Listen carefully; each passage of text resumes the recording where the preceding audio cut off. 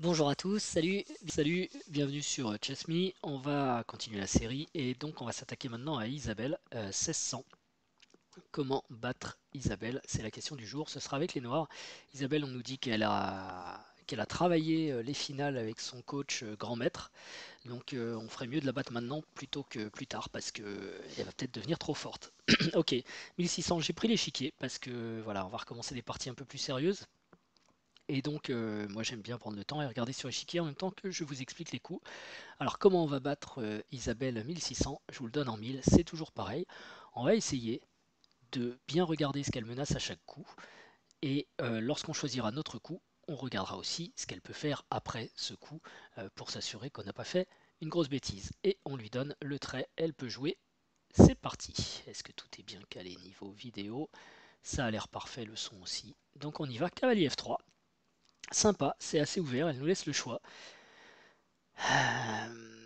C'est un coup intéressant de jouer avec les blancs d'ailleurs parce que ça laisse un peu le choix au noir, mais il faut se préparer à pas mal de choses. Allez, je fais comme elle, cavalier F6, C4. Donc ça ressemble à une anglaise pour l'instant. Je vais jouer G6 pour développer mon fou en fianchetto, cavalier C3. Fou G7 pour l'instant. Elle fait son petit truc d'anglaise, c'est-à-dire je pousse C4, je mets cavalier en C3, je pousse G2, je mets le fou en... Je pousse G2, G3, je mets le fou en G2.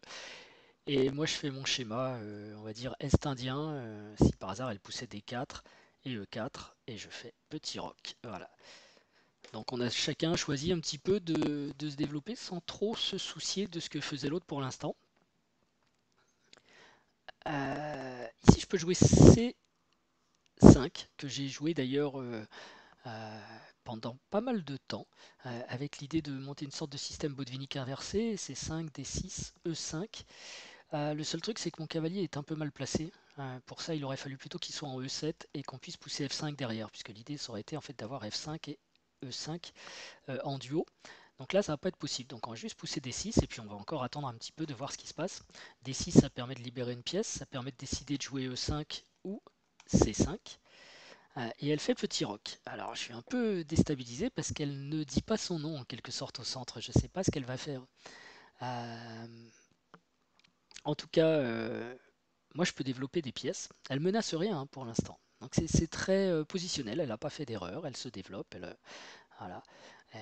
Et donc je peux essayer de jouer avec C5 et cavalier C6. Je peux aussi pousser E5. C'est déjà un choix. Et là, c'est pas forcément pour moi un choix facile à faire. Disons que si je pousse E5, quand elle va mettre D4, parce qu'elle va peut-être le faire un jour quand même, on va échanger des pions du centre, donc pas grand chose à dire. Si je pousse C5 et qu'elle met D4, alors j'échangerai un pion de l'aile contre un pion du centre, ce qui serait peut-être plus intéressant pour moi. Donc C5, ça me tente. Mais en même temps, on est face à un fianchetto. Je peux peut-être mettre un truc plus calme avec E5 et C6 pour essayer de limiter la diagonale de ce fou. Euh, alors C6 tout de suite, pas trop de sens, mais après E5, pourquoi pas, un peu comme dans une pirque en fait. Allez, je vais mettre E5, on verra bien ce qu'elle fait. D4, ok. Donc là j'ai la possibilité de prendre ou de laisser prendre. Je peux défendre aussi. Je peux pousser, c'est une possibilité pour repousser ce cavalier. J'avoue que j'ai pas spécialement de connaissances théoriques là dans cette ouverture, donc je sais pas trop ce qu'il faut faire comme vous le voyez, mais je vais réfléchir avec ma tête.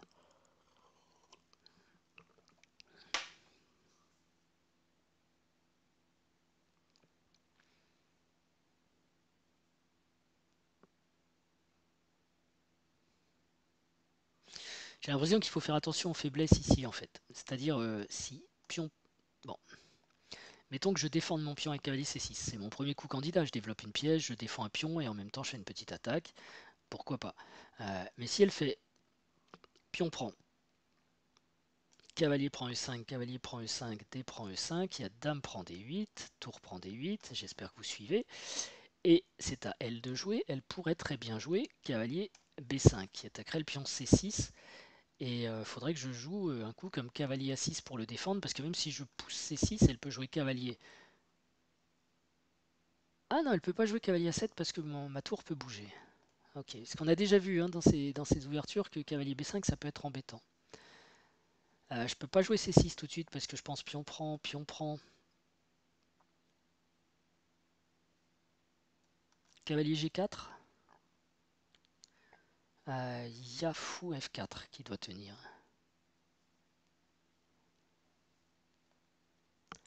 Donc sur cavalier C6, ok, tous les échanges en E5, échange de dames. Et lorsque cavalier... ah bah oui, mais quand cavalier B5 arrive, hop, je n'ai plus la possibilité de défendre C7. Donc j'ai bien, sur cavalier C6, un vrai problème en C7.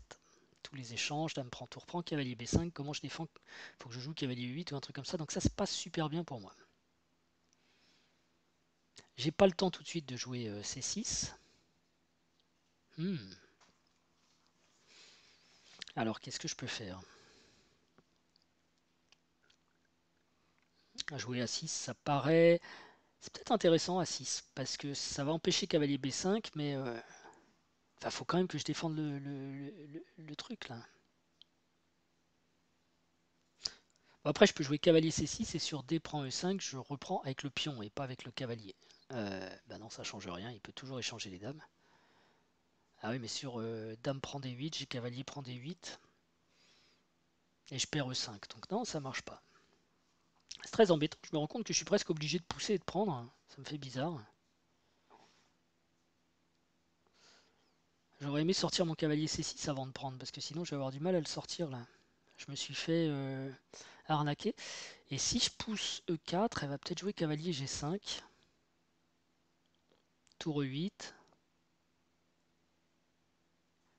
Ah, mais même cavalier... si je pousse E4, elle gagne le pion quand même. Hein. Après cavalier G5. Parce qu'il y aurait 3 attaques sur le pion contre une seule défense. Donc même si j'arrive à en mettre une autre.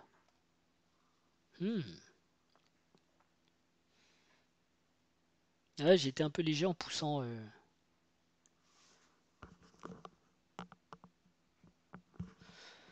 en poussant E5. Je vais vous dire ce qui me gêne sur E prend D4, cavalier prend D4, c'est que je vais avoir du mal à défendre mon pion B7 toujours sous le feu du fou G2. Et donc je peux pas jouer cavalier C6.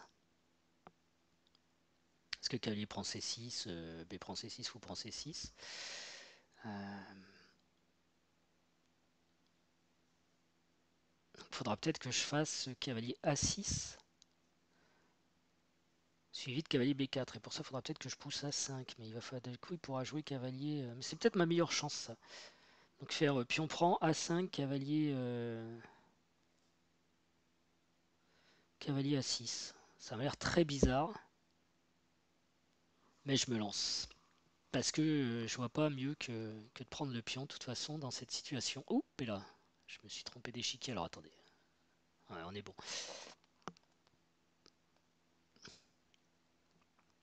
Voilà. Cavalier prend forcément.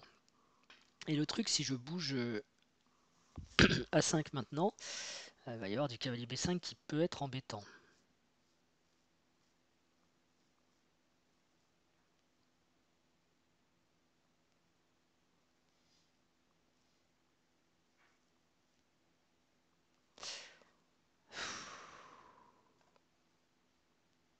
J'aime pas du tout la tête de mon Eldam en fait. Ok, à 5, je vais peut-être mettre un cavalier en C5, mais j'ai envie de dire et après quoi. Purée, il faut que j'arrête avec ce truc. Donc, je suis pas du tout content de mon début là. Mais c'est voilà, c'est le métier qui rentre, ça c'est normal quand on joue des ouvertures qu'on connaît pas. On a des surprises et c'est bien. Alors évidemment, je peux jouer C6 aussi, mais ça fait très peur parce que le pion D6 va être extrêmement faible. Ouais, ouais, j'ai pas eu une bonne version là, c'est sûr. Et si je peux pas sortir mon fou, faudrait qu'elle bouge 4 en quelque sorte pour que je puisse avoir une chance de placer fou D7 sur E4, fou D7. Et si elle joue E5, c'est même pas sûr.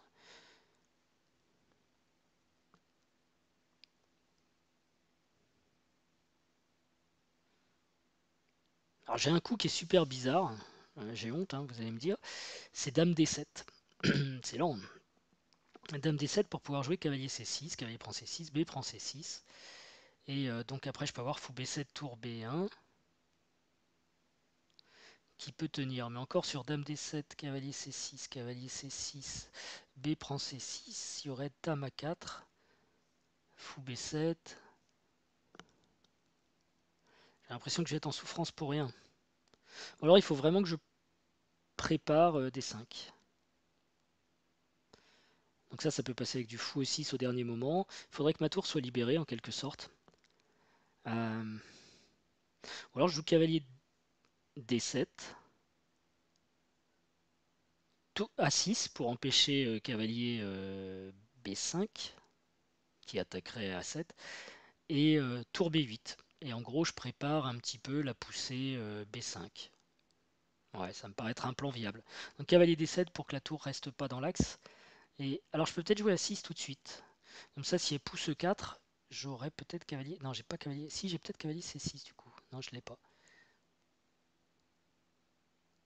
Parce que je préférerais mettre mon cavalier en C6 qu'en D7 quand même, pour être honnête.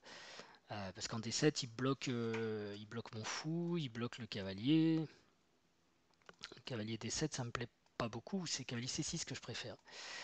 Maintenant, sur cavalier D7, ouais, ce que je veux faire, c'est A6, tour B8, pour essayer de me débloquer de l'aile dame, tout simplement. Il faut sortir ses pièces. Là, je vais pas penser à attaquer ou quoi que ce soit, je vois pas d'attaque. Donc, prendre mon mal en patience, hein, j'ai les noirs, j'ai fait sans doute une imprécision dans l'ouverture, du coup je me retrouve en situation délicate. J'essaye de régler mon problème. Je vais préférer jouer cavalier D7, ça me paraît quand même plus rapide que A6. Commencer quand même à sortir des pièces.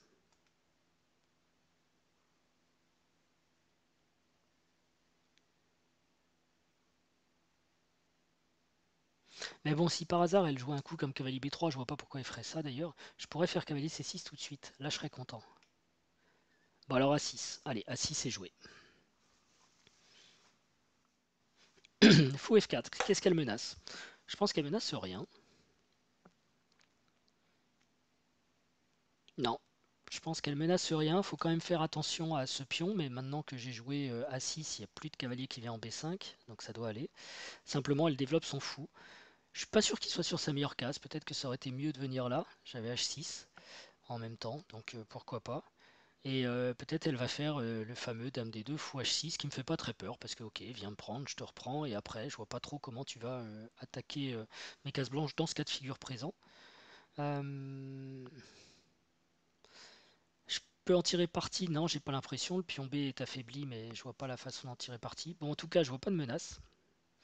Faire peut-être attention à C5, puis on prend avec ici une case en l'air. Donc j'avais dit la suite de mon plan c'était cavalier D7, c'est peut-être le moment de le jouer, parce que justement je bloque un petit peu cette case, même si elle peut jouer B4, hein. Mais alors attention B4, parce que du coup je vais peut-être quand même avoir une diagonale très très intéressante. J'ai coup comme cavalier H5, que je peux jouer tout de suite d'ailleurs, pour essayer de prendre son fou. Ça c'est peut-être intéressant parce que son fou va reculer normalement en E3 ou en D2. Et mon cavalier en H5, plutôt en E3 parce qu'en D2 elle perdrait le cavalier ici. Mon cavalier en H5, bon, ne servirait pas à grand chose, surtout il contrôlerait plus E4. Mais c'est le seul moment où je peux le faire parce que si elle joue Dame D2, cavalier H5, il y a fou H6. Vous savez quoi? Je vais pas, j'ai les noirs, j'ai déjà été imprécis, je vais pas jouer deux fois la même pièce dans l'ouverture. J'ai toute cette aile dame à développer, regardez, elle a fini son développement. Donc, puis elle a déjà des belles pièces au centre. Donc je vais sortir mes pièces. C'est ça qu'il faut que je fasse le plus vite possible. Ça me prend encore 3 coups, même 4, parce qu'il faudra que que je rebouge le cavalier pour pouvoir sortir le fou. Donc j'ai des vrais problèmes de développement à l'aile dame. Donc je me presse de développer. Si je mets cavalier D7, je vois pas ce qu'elle peut faire. Donc j'y vais. Elle peut faire dame B3. Ah, elle pousse quand même le pion. Waouh, alors là c'est chaud. Là c'est chaud. Qu'est-ce que c'est que ce coup? Intuitivement, j'ai pas envie de prendre ici parce que ce pion va être faible, même si je vois pas trop comment il peut l'attaquer. Par contre, je peux prendre avec le cavalier et j'ai envie de dire c'est gratuit. D'autant plus que si elle pousse B4 derrière pour essayer de gagner du temps, je peux mettre cavalier E6, double attaque, donc on va forcément échanger une pièce. Sans doute cavalier prend E6, F prend E6. Le fou reste à la défense du pion, c'est important, hein, parce que sinon, là j'ai un problème. Donc cavalier prend C5, ça m'a l'air d'aller quand même. Évidemment, je fais pas ce que je veux, c'est-à-dire que je bouge pour la deuxième fois la même pièce dans l'ouverture, et comme j'ai déjà des problèmes de développement, ça risque de s'aggraver. Mais je gagne un pion. Décidément, ces bots font beaucoup de gambits, mais ça amène des parties intéressantes. Donc, en plus, j'ai vu contre le 1500 que bon, il a gambité 3 pions, mais il en a repris deux, enfin il en a repris un, presque un et demi. Donc, il avait un peu de jeu. Bon, j'ai évidemment pas joué les meilleurs coups non plus, mais ces gambits amènent un petit peu de sel dans la partie. Et d'ailleurs, c'est bien parce que les ordinateurs font rarement d'erreurs, donc ils font rarement de gambits. Là, on a des bots qui font des gambits. Et par ailleurs, si vous trouvez que c'est délirant ce coup C5, bah, vous devez admettre que je l'ai évoqué au coup précédent et que c'est pour ça que je jouais cavalier D7. C'était une possibilité, notamment sur la structure de pion, parce que si je prends ici, j'affaiblis quand même beaucoup ma structure de pion. Bon, par contre, le souci qu'il a, c'est si je prends avec le cavalier D7. Alors qu'est-ce qui se passe exactement? Est-ce qu'il y a un piège qui m'a échappé? Je regarde s'il y a cavalier prend C5, cavalier C6, puis on prend C6, fou prend C6, tour B8, je vois pas le problème. Je maîtrise bien la case E4, la case D5 ça devrait aller. Donc je vois que B4, peut-être elle veut jouer B4, cavalier E6, et puis elle veut essayer de pousser B5 derrière. Mais cavalier E6, il va falloir qu'elle gère quand même le problème de fourchette. Cavalier prend E6, F prend E6, B5, et je peux même prendre pion prend B5, cavalier prend B5, et j'ai E5 derrière, qui va quand même très bien. Alors je monte ça, hein. Cavalier B4, cavalier E6, cavalier prend E6, F prend E6.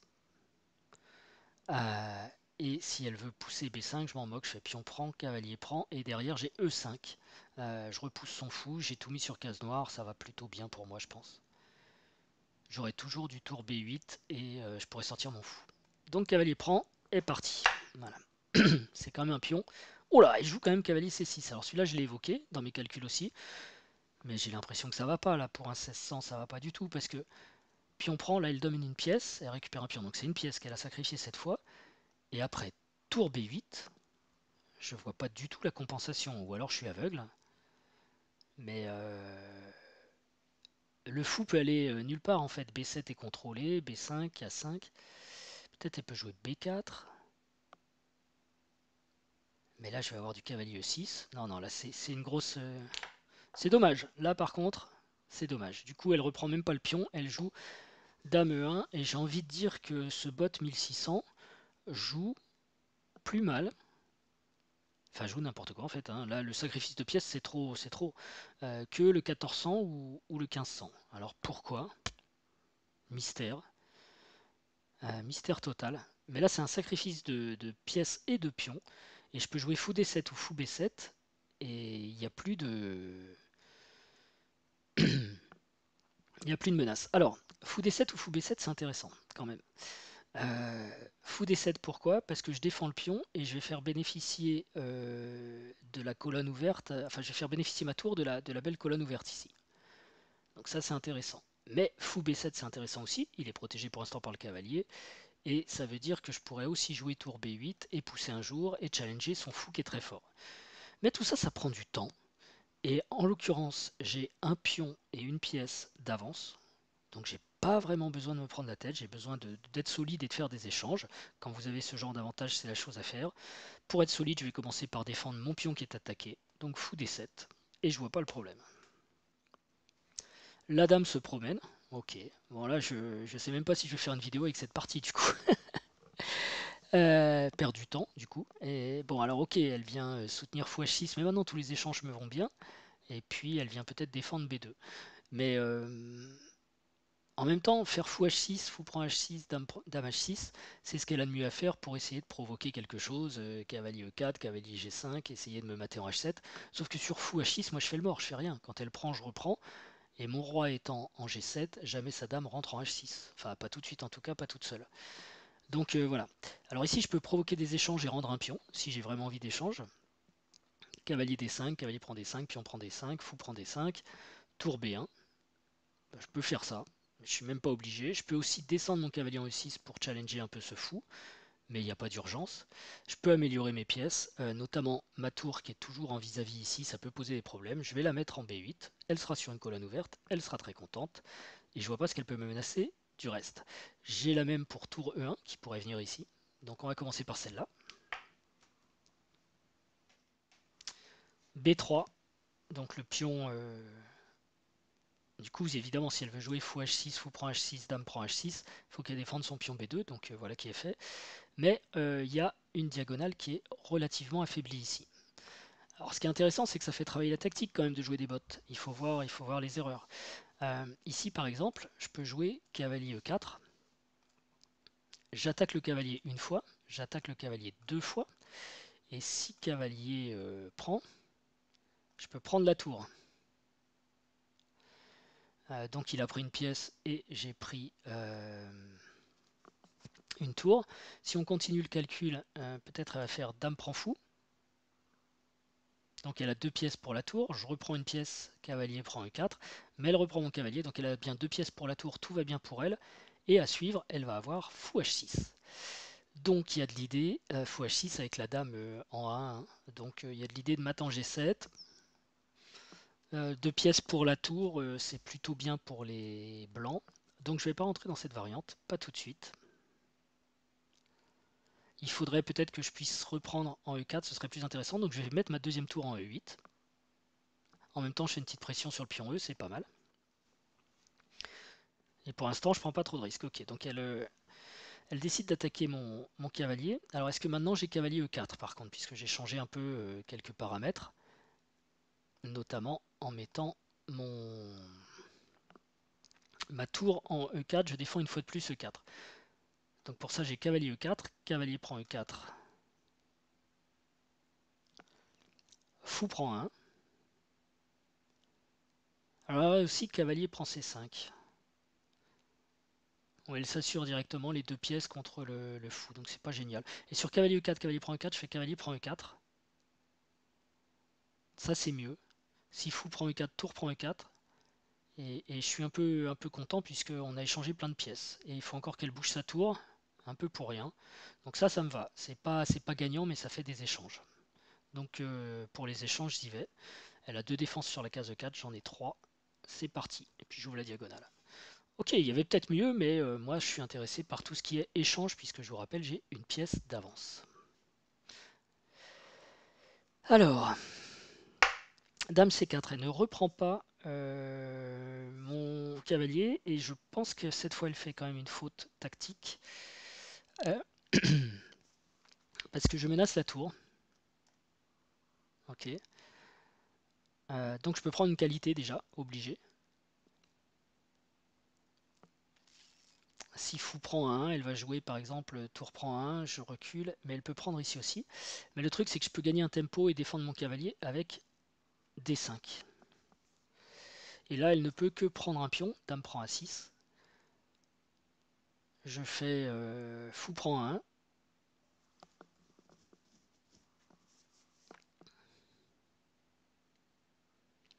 Et j'ai gagné une qualité, mais comme j'avais déjà une pièce d'avance, en fait j'ai gagné, je me retrouve avec une tour d'avance. Tour prend 1. Après mon seul problème c'est que je vais plus avoir du tout de fou de case noire. Donc par exemple si elle fait fou A7, tour C8, bon ça va. Mais si elle part sur du fou H6, faut quand même que je revienne très très vite défendre mes cases noires. Mais j'ai dame F6 qui peut m'aider. Donc je pense que ça va, et une tour de plus c'est quand même énorme. Donc j'y vais. Je pousse.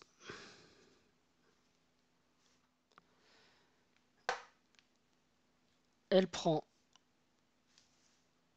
en A6. Alors, ça me va aussi parce que même si elle va rester avec un fou de case noire et qu'elle va pouvoir attaquer les cases noires quand j'aurai fait fou prend 1, tour prend 1, on remarque que sa dame est loin. Il faut que sa dame revienne en C3. Et puis d'ailleurs en C3, il y a encore mon cavalier enlevé. Puis sur cette diagonale. Et je pense que je vais réussir à défendre moi la diagonale. En faisant un dame F6 un moment, très vite, le plus vite possible. Je me mets sur la diagonale et je l'empêche d'y aller. Et ensuite, je joue avec ma tour en plus. Mais je suis même pas obligé, hein. Si j'ai peur de ça, j'ai toujours une pièce de plus. Je suis même pas obligé.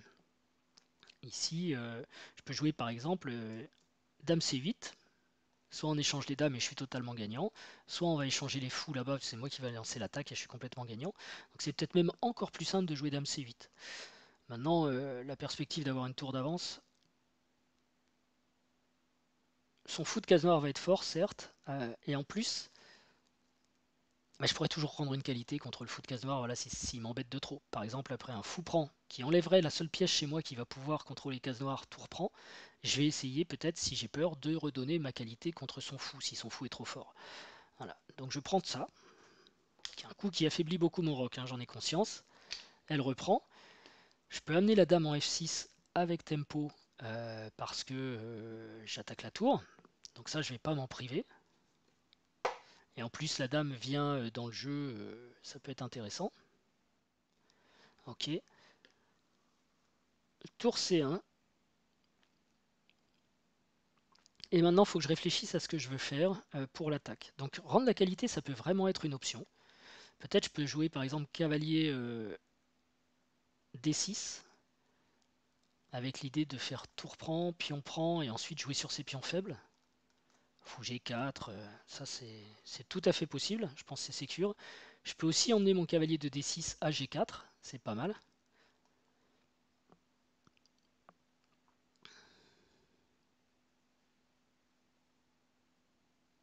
Je peux attaquer le pion qui est là, tout simplement, un tour à 8. Tour à 8, Dame B7, il va prendre le pion C7. Mais bon, tour à 8, Dame B7, tour prend A2. Dame prend C7, tour prend E2.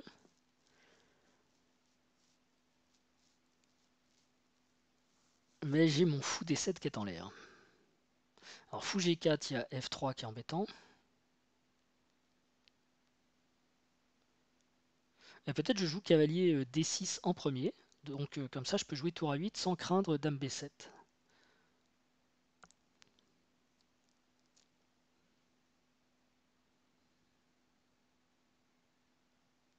Après, il est bien placé ce cavalier quand même, donc c'est un peu dommage. Je peux jouer aussi. Non, je peux pas jouer tour B6.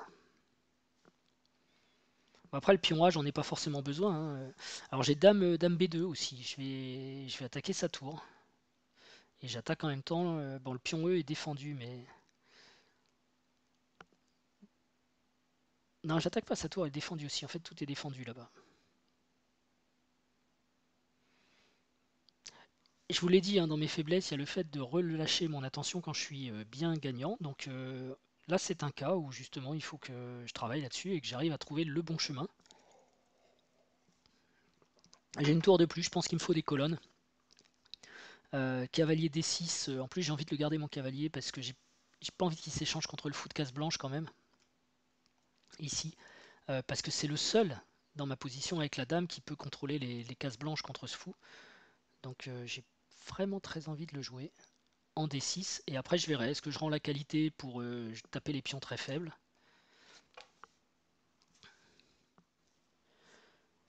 Ok, dame A5, donc il attaque le pion C7.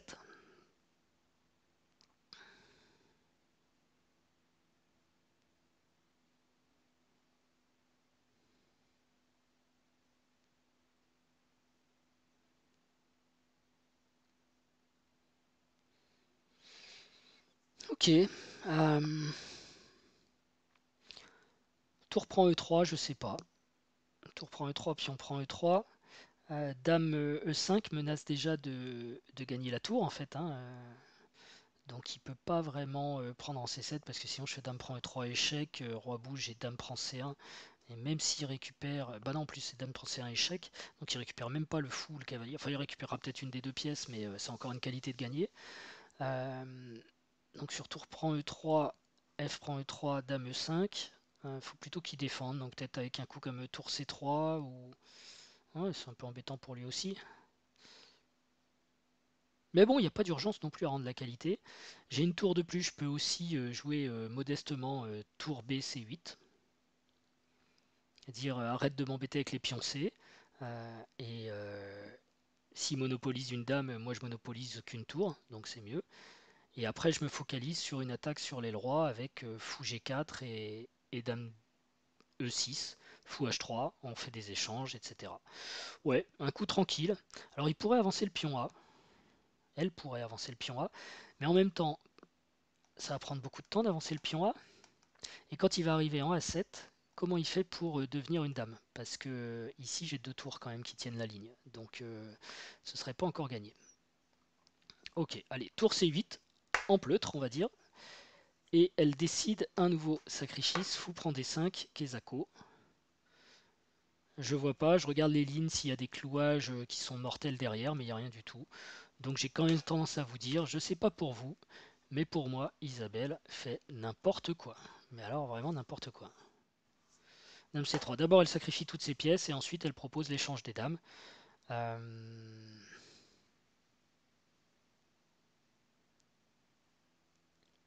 Alors ok, on nous disait qu'elle avait appris les finales avec un grand maître, donc elle veut peut-être gagner cette finale, mais une finale avec une pièce et une tour de moins, c'est juste totalement impossible. Je suis un peu déçu, hein, j'avais sorti l'échiquier, je voulais faire une partie. Bon, ça n'a pas pris la tournure espérée. Alors, comment on fait pour finir ça, toujours pareil, proprement? Bah maintenant, je vais avoir envie de mettre les choses sur case blanche, hein, parce qu'elle a qu'un fou de case noire. Je suis en train de regarder cavalier B5. La tour bouge quelque part, alors je sais pas, peut-être tour C5. Et cavalier A3 pour bloquer ses pions. Mais j'ai presque envie de dire pourquoi m'embêter. Je peux aussi jouer D4, la fourchette. Fou prend D4, cavalier B5, tour D3, cavalier prend D4, tour prend D4. J'ai échangé une pièce. Euh, je pense que tout va bien pour moi.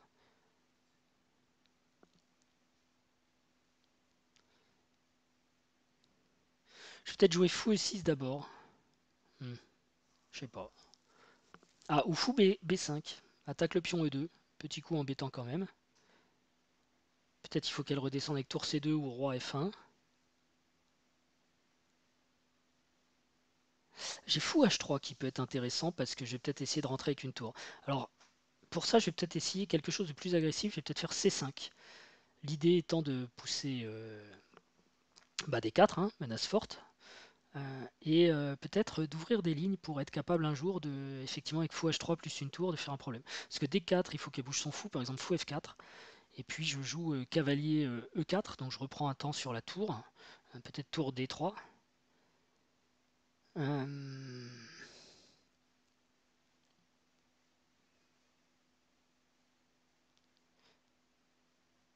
Tour D3, peut-être fou C6. Ok, on prend de l'espace. Allez, on avance. On est une grosse armée. Alors non, parce que C5, il y a fou prend C5. J'ai quand même raté ça. Fou prend C5, cavalier E4.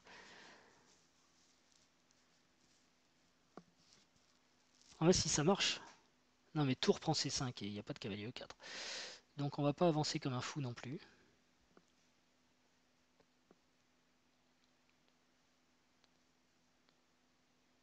Bon, fou H3,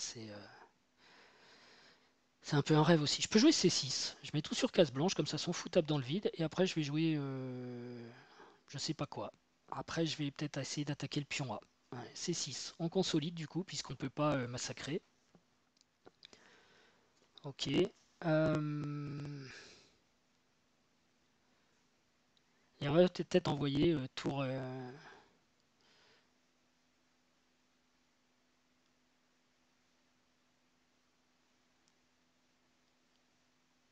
Peut-être fou F5. Essayer d'améliorer mon fou aussi. Mais après, je pourrais plus bouger ma tour. Non, allez, tour A2. Tour A8, pardon. J'attaque le pion A. Ok, elle attaque mon cavalier. Donc mon cavalier peut revenir en E4, mais F3 c'est peut-être un coup qui m'embête. Il a F5 qui est une case qui est pas mal, parce que derrière il y a la fourchette avec cavalier E4, donc il va peut-être jouer E3 et ça va enlever des cases à son fou, c'est pas mal. Si je joue cavalier B5, elle peut jouer A4 et j'ai cavalier D4 derrière qui fait des grosses fourchettes quand même. Et tour B2 et j'ai pas tour B8 à cause de son fou. Ok, cavalier B5.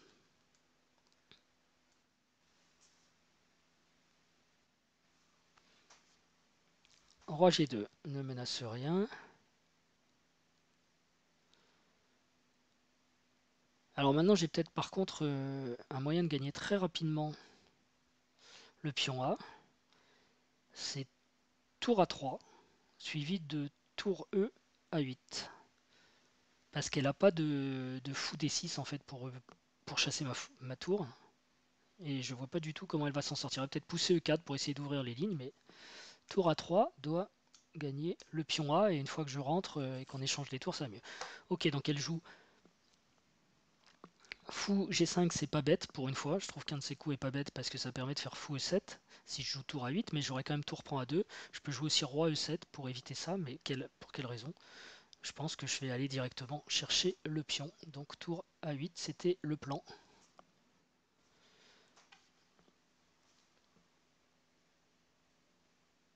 H4, intéressant. Alors le pion A2 va pas s'envoler, donc je suis pas obligé de le prendre tout de suite. Ici, H5, ça peut m'embêter, parce que si je fais G prend H5, je casse la structure de pion. Si elle joue ensuite H6, ça m'embête aussi. Donc je peux peut-être essayer d'améliorer ça en montant mon roi en G7 et en poussant F6. En gros, essayer de l'empêcher de bloquer mon roi avec son fou, avec son pion. J'avais H5 qui était possible aussi. Et donc là, je peux faire F6 ou même H6. Je vais peut-être préférer H6 parce que j'ai pas envie qu'elle pousse quand même H6 elle-même, parce que ce pion, il va être difficile à déloger après. Donc, hop, H6 pour repousser le fou. Qui donc s'en va. Ici, je peux pousser G5 si je veux. Mais c'est si je veux. Elle menace fou E5 échec. F6. Ça va. Donc je prends le pion cette fois. Donc si on échange les tours, ça va bien, hein, puisque c'est voilà, une tour et une pièce de plus. Je vous ai sûrement perdu, il ne doit plus y avoir grand monde. Mais bon, après j'avais vu une vidéo je sais plus comment il s'appelle, mais enfin bon, peu importe, d'un youtubeur qui disait que un des bons trucs pour progresser, c'est de essayer de continuer à jouer les positions. Vous savez, vous faites des diagrammes, vous faites du puzzle rush, et quand vous trouvez la combinaison, vous avez le coup gagnant, vous finissez peut-être avec une tour de plus. Et lui disait un excellent entraînement en fait, c'est de continuer la partie à partir de là. Parce que vous dites oui, j'ai trouvé la combinaison, mais comment est-ce qu'on gagne avec un cavalier de plus, avec une tour de plus, et du coup, j'ai commencé à faire un peu cet exercice. Et finalement, quand on le joue contre Stockfish au plus haut niveau, parfois une pièce de plus, c'est quand même super dur de gagner.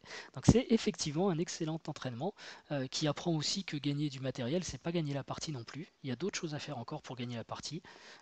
Ce qui est en train de se passer ici. Bon, je peux prendre le pion, j'ai pas de raison de ne pas le prendre. Échec. Et là, l'avantage est tout de même, on va dire, insurmontable. D'ailleurs, l'ordi sait plus du tout quoi faire. Isabelle 1600, j'ai quand même un très sérieux problème avec le niveau annoncé de ce bot.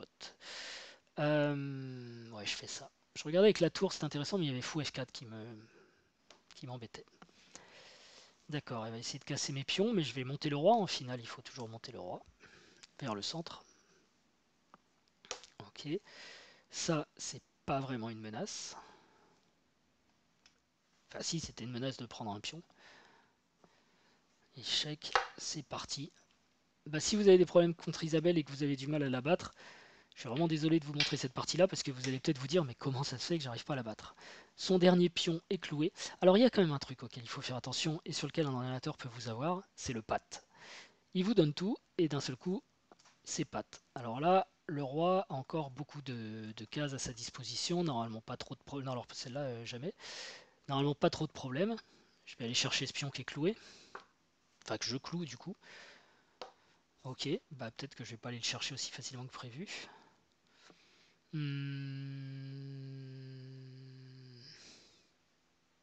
je mets mon fou?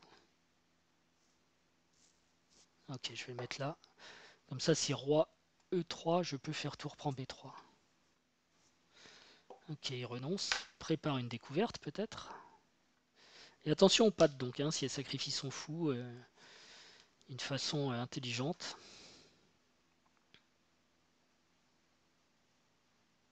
Parce qu'on va commencer quand même à chercher un réseau de maths dans ces positions. Et pour mater, ben, on va rapprocher tout le monde. Donc échec. Quoiqu'à la limite, le fou peut être mieux au centre. Hein, on est d'accord, c'est au centre qu'on contrôle le plus de cases. Échec. Le roi s'en va à la bande, ce qui est plutôt une bonne nouvelle pour nous. On peut déjà prendre le fou avec tour B2, toujours le même clouage.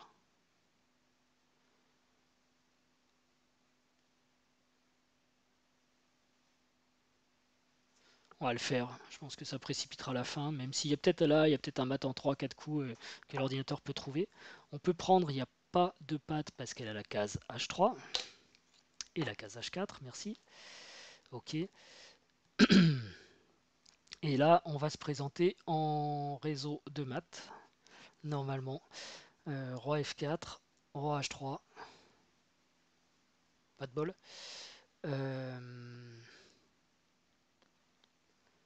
Tour D1 et roi H2 ou roi H4 et tour H1 mat. Je pense que c'est le plus rapide. On profite du fou qui est au centre justement. Je disais c'est plus fort au centre. Oh, voilà, mat. Et si elle venait en H2, c'était la même, hein, c'était mat aussi, parce que c'était protégé. Bon bah écoutez, alors Game Report justement, on va voir ce qu'il pense de notre ami 1600. Je pensais que c'était la plus forte parce que c'est la dernière dans la liste, mais peut-être pas. Ok, il faut que je vous mette l'écran pour l'analyse. C'est comme ça que ça se passe. Non. Si, c'est comme ça que ça se passe, mais voilà. Euh, Bon, bah, on voit tout de suite qu'elle a très mal joué, 67. Bon, j'avais eu pire hein, contre le 1200, je crois. Mais quand même, c'est très très fort. Alors d'après lui, c'est deux erreurs et deux gaffes. J'ai l'impression que c'était plus. De mon côté, c'est pas mal du tout. 94-4, c'est plutôt sympa. Et d'ailleurs, pas d'erreur et pas de blunder. Il y a juste deux, voilà, deux coups un peu douteux. Donc ça, c'est plutôt bien. Mais encore une fois, quand votre adversaire vous pose pas de problème, c'est difficile de pas se tromper. Enfin, c'est difficile de se tromper quand on vous pose pas de problème. Voilà, plutôt comme ça. Alors, qu'est-ce qui s'est passé dans cette partie? D'accord, E5C, book move quand même. Et moi, D4, ça m'a posé plein de problèmes. Alors là, il va pas regarder dans le détail, mais moi, je vais regarder à l'analyse après. Intérêt pour moi de ces parties, parce que j'ai pas aimé ce qui se passait après D4. Je trouvais que j'étais faiblard. Bah oui, évidemment, j'ai l'avantage, elle me donne un pion,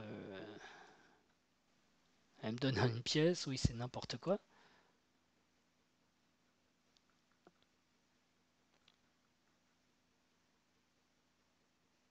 Ok, après, ça a été propre. Pour une fois, apparemment, j'ai réussi à finir une partie proprement. Ok. Bon, donc je comprends que c'est pas facile hein, quand on fait un bot. Il doit faire des erreurs. Un joueur à 1500, 1600 donne effectivement des pions, des fois des pièces. Mais là, j'ai trouvé que c'était assez lourd quand même et que c'était pas un révélateur du niveau, quoi. Et même, j'avais trouvé la partie à la limite contre le 1500 plus intéressante, mais je veux bien comprendre que ça dépend des parties et des positions parce que en fait on peut être surpris par le jeu des bots dans le sens où ils sont obligés de faire des erreurs parce que c'est des ordinateurs affaiblis mais parfois ils vont les faire à des endroits où nous ça va nous sembler humainement possible qu'il y ait une erreur et donc on va pas être choqué, on va dire ah oui tiens un 1500 aurait pu faire cette erreur là et puis d'autres fois, ils vont les faire de façon totalement incongrue parce qu'ils n'ont pas cette sensibilité humaine. Et là, ça a été le cas, quoi. Isabelle a fait ses erreurs à des endroits totalement incongrus, quoi.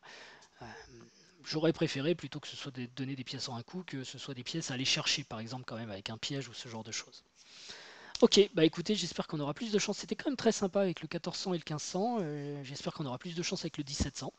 Et si vous butez sur Isabelle, bah, ça vous aura sûrement motivé à bloc pour aller la battre là, parce qu'elle n'est pas en forme, hein. En tout cas aujourd'hui, peut-être il pleut, je sais pas, il y a un problème dans les serveurs.